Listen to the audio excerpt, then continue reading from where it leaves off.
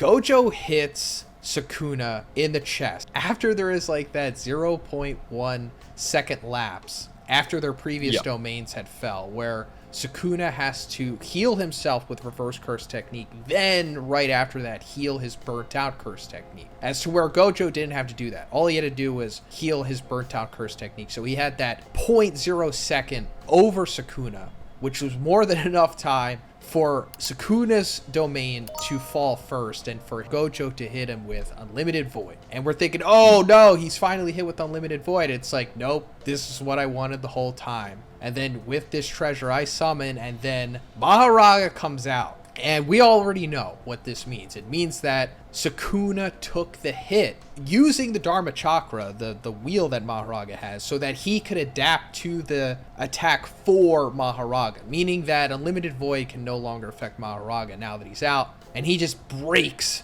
the domain from the inside, which is, you know, as the commentators in this sequence say, impossible, but he does it. He's such a beast. Yeah. So if you guys... No, for real, like, one of the coolest things, I think, and another small little tidbit that I like in this chapter, at least in the actual official translation, is that you can kind of see when they both cast domain expansion, there's a little bit of a shadow over the text to imply that there was that small, subtle, like, insignificant millisecond where they were off in casting the domains. It's something that I really, really liked. And another thing I can say that's basically confirmed after this would be that Sukuna has been using the Dharma Chakra wheel this entire time and has basically just been hiding it in, I assume, what is the bottomless well, which is why we saw it last chapter kind of click when Gojo's nose began to bleed. It's because... And even in last chapter, Gojo was kind of thinking it and wondering, you know, I know Sukuna should have Megami's memories. I know Sukuna should have recollection of me telling Megami that Mahoraga is most likely a huge counter, or at least implying Mahoraga is a huge counter to the Limitless. Why hasn't he been using it this entire time? And I think even a bunch of the people in the community and us as readers were kind of questioning why he hasn't been using it for this entire time. A lot of us thought it was because he wanted to beat Gojo without the 10 Shadows to prove he was stronger without the Megami power-up, but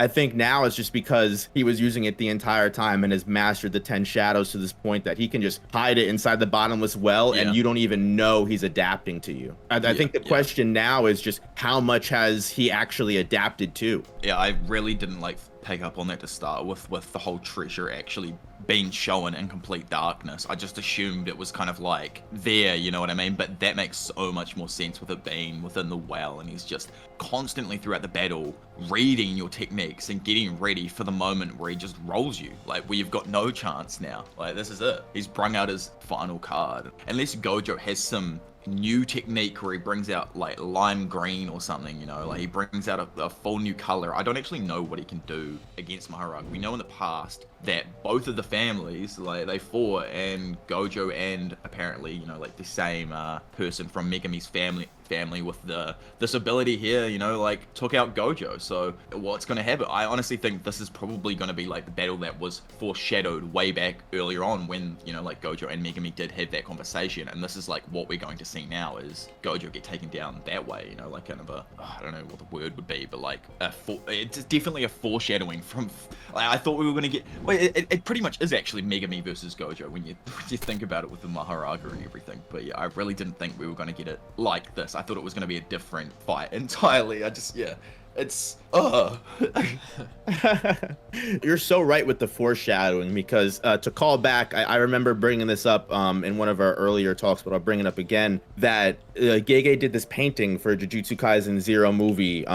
The top part was Yuta versus Geto, the middle part was Sukuna alongside Sukuna, and then the bottom part was Megami up across from Gojo. And a lot of people really thought that was confusing because the first is a battle, the second is Yuji and Sukuna's rivalry, or not rivalry, antagonistic, you know, living inside each other, whatever. And then the bottom, they're like, why is Megami up against Gojo? But Megami was turned upside down. Well, this is what it meant the entire time, that like it was always going to be Megami using Mahoraga against Gojo, but in a way that no one could have seen coming. And one thing about Mahoraga that I think's weird is, like, do you guys think that like Sukuna did what he did with Yorozu again, where like he switched places with Mahoraga? Like, because in this one panel we only see Mahoraga, going up against Gojo here? Like, or do you think like now, like not only is Gojo gonna have to find a way to deal with Mahoraga, but Sukuna, who we already know is a speed demon and a half, is just going to be also applying pressure to Gojo at the same time as Mahoraga, who's already adapted to most, if not all, of what Gojo can do.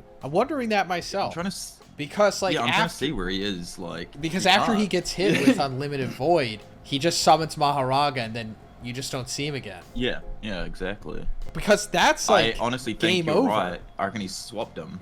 It's like game over if he, because I mean also the barrier, I mean the domain extension is broken by Mahoraga, so in theory he shouldn't be affected by Unlimited Void anymore. I mean I don't know, he might still be affected by it after the fact. I don't know, whatever it did to his brain, but I'm sure he could just reverse curse technique from it. He might have like a 0.1 like kind of delay, like Mahito had or something, you know what I mean, like during Shibuya when that went off. He could have had like something, but to a lesser effect that really isn't doing anything to him. I just can't imagine getting hit by Unlimited Void even for like 0.1 of a second and not do anything to you, just knowing how strong it is in general. I honestly think he instantaneously like switched him out, and he's probably suffering slightly to the Void right now. And then I think with the domain breaking, old Sukuna is probably going to drop his domain again, then have his domain going with Mahoraga. Well, that's at least what I'm thinking is going to happen. I don't know if Gojo's going to be able to bring out his domain with Mahoraga there, because Mahoraga will just destroy it again. But yeah, it would just be a waste. Sukuna can have his domain. Oh yeah, like it's going to be so hard for Gojo to now use, because if Mahoraga just adapts to his techniques, then he can't use those techniques to defend himself, and Sukuna can just use his domain to freely cleave Gojo. Yeah, and you also said it in the beginning, but you're like, what did he adapt to before? Because in the previous chapter, that's when we saw the Dharma Chakra spin. And it's like, I don't know, like, because in this chapter we see Gojo stab Sukuna in the chest with like his hand, and it's creating this similar wound that we saw in the previous chapter as well after their domains broke. And I thought, oh, maybe he hit him with red or something, but if he stabbed him in the chest with his hand and then the Dharma Chakra spun, it's like, so then he's immune to getting stabbed by Gojo's hand or something, unless it was red that he got hit with. Does that mean Mahoraga's immune to infinity in general? Because if Gojo touched Sukuna, then Sukuna because when they touch each other, it usually like it means that it doesn't work. Like that's why earlier on, like Sukuna was surviving all of his domain expansions, because he was constantly like touching Gojo so that it wouldn't boost into his brain and all that kind of stuff. So does that mean that Mahoraga is automatically like adapted to Gojo's domain expansion? I don't know, like I'm just spitballing now, overthinking. But yeah, this is kind of like a theory that I have myself, like obviously the Dharma Chakra wheel, Sukuna is able to summon partially without actually summoning Mahoraga. We see him do it against Yorozu, we see him do it in this battle clearly against Gojo, except he's hiding it this time. And then, but from what we know from the Yorozu fight, he doesn't necessarily, even though the Dharma Chakra wheel is active and spinning, it doesn't necessarily mean Sukuna immediately adapts to the techniques that he's going up against, because we see that Yorozu's sand and the bug form still injure Sukuna, even though technically he should be adapted to them. I think the way that it probably works is that he can keep the wheel out and the wheel will turn and have pre-adapted to the techniques, but it doesn't actually activate the adaptation until you actually physically summon Mahoraga, at which point the adaptation goes to Mahoraga, and then after Sukuna maybe unsummons Mahoraga, because I think even after Mahoraga gets unsummoned in the Yorozu fight, Sukuna goes, I've now adapted to everything, you can't do anything. So it seems like after Mahoraga summoned, that adaptation also transfers to Sukuna. So it's possible that Gojo may be, I think at this point, the only thing Gojo has that I could probably guarantee hasn't been adapted to is Hollow Purple. Yeah, because he's only used it once, and that was definitely before Sukuna brought out his brought out the wheel, 100%, unless Sukuna just had it out, which I doubt it. Yeah, I think because it was such a surprise a attack. Hiding